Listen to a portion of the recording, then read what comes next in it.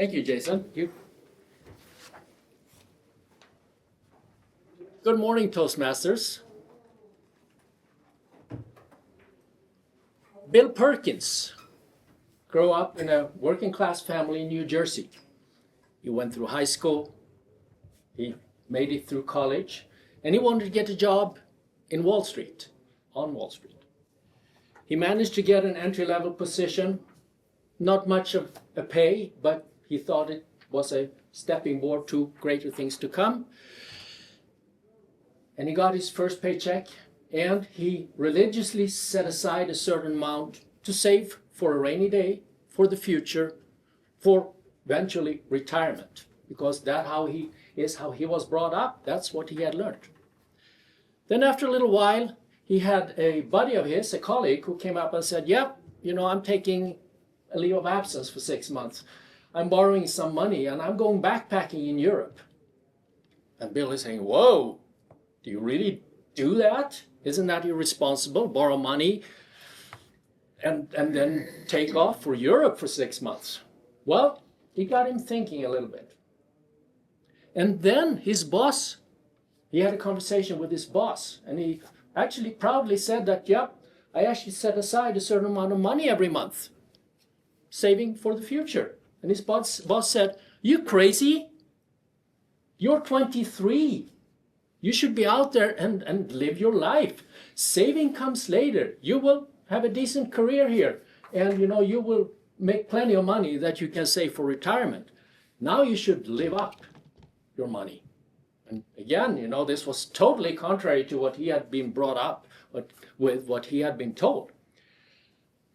But he started to change his habits a little bit and started to spend more money, got kind of used to it, didn't give up on his savings completely, but eventually his habits and discussing this with other people developed into a book. And that book is Die with Zero. Die with Zero.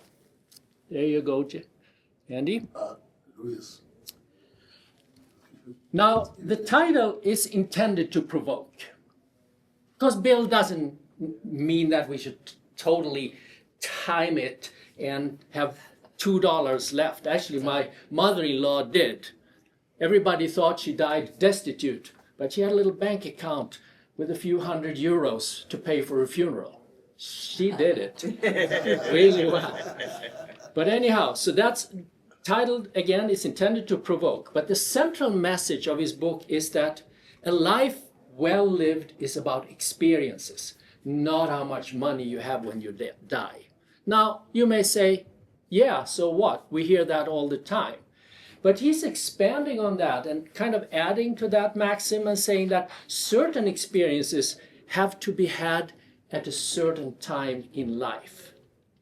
And there are 3 variables that we have to play with going through life. It's time. How much time do we have? Money. How much money do we have? And then there is health. Let's go back to the backpacking example. His buddy who went to Europe for 6 months. He came back with amazing experiences. Backpacking through Europe, staying in campgrounds, youth hostels, meeting people his own age all over the place. Bill didn't do that. He could have done it when he got to 30, because then he had saved up enough, and taking 6 months off going to Europe wouldn't have been a big deal. But you know what? Backpacking in Europe when you're 30 is not the same thing as when you're 22. When you get to that youth hostel, the other people there, they may even consider you a weirdo, this 30-year-old coming in here. So he missed that window, the backpacking window. Another example that he gives. Those of you who are parents, you know that at a certain age, your kids can really get into a movie. And they want to watch it over and over and over and over again. And they want you to be there and watch it with you. Now, Bill had that happening to his daughter. And yeah, he watched that movie a few times with her, but he was busy at work. He was busy with his career. And then one day he was at home, it was a Saturday afternoon, he didn't have too much to do. So he said to his daughter, hey, should we watch the movie? And his daughter said, no, I think I'm too old for that. Whoops. Another window closed. And that experience would never come back again. Thirdly, his 45th birthday party. Now he was a successful energy trader, made millions and millions of dollars. So he decided to treat his extended family and friends to an all expenses paid vacation in St. Bart down there in the Caribbean. And you wonder, 45? Why celebrate your 45th birthday? Isn't it 50 that is the big number? Well, he said, I saw my mom. She was starting to decline in health, and I really wanted her to be part of this experience. So I decided to move it up, and let's do it at 45. And sure enough, when he turned 50, his mom would not have been able to come. So he made the right decision. He caught that window of, he had the time, the money, and there was still health enough in the people who attended. So many of us, Bill says, don't appreciate these things, these windows, until it's too late, especially the experiences that require an okay health. A lot of the experiences are not super expensive. If you like hiking, if you like golfing, doesn't have to be super expensive, and a lot of other things. And he's saying, move those experiences up and do it while you're healthy. He gives us an example from a study that people who have saved 500K by age 65 when they plan to retire, and 500K is not an impossible amount if you save diligently throughout your 40-year working life. But most of those people, 20 years later, when they're 85, they still have 88% of the money left. Now, it's good to have some money left, of course, but do you really need 88% left? Because when you get to 85, your health is probably not there as it was when you were 65 or 45. And maybe there were some experiences that you should have prioritized and moved up a little bit.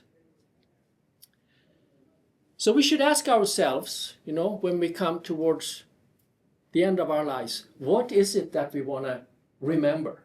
When we are immobile, when we're maybe not able to travel any longer, those are the experiences that we can look back at and enjoy. So what does Bill recommend us to do? Well, you've all heard about the bucket list, right? That long list of experiences that we want to do. A lot of people wait, they create their bucket list, and they're going to start on the bucket list when they're retired. Okay? Well, that's not necessarily the right approach. So he's expanding the bucket list concept and asking us to time bucket our bucket list. So if you're 40, you have a 40 to 45, 45 to 50, and so on and so forth. And then you're plotting the bucket list into that. And you're considering health, you're considering time, you're considering money. If you're 80, 85, well, maybe you want to make time buckets a little bit shorter because you don't have that much time left. Maybe it's 2-year intervals, 3-year intervals. And you can see whatever experiences you still want to have that you still can have, you'll do that there. So what am I doing? Well, Maria and I have started a time bucket. I realize that the window has closed for wingsuit flying. But I'm still nourishing a hope that I will be able to do some kite surfing. I just have to convince Maria that it's a good idea as well. So I'm asking you, Toastmasters, to pick up a copy, get it at the library or whatever, of Die with Zero. Think about those three variables, time, health, and money, and try your own hand at time bucketing for the time that you have left.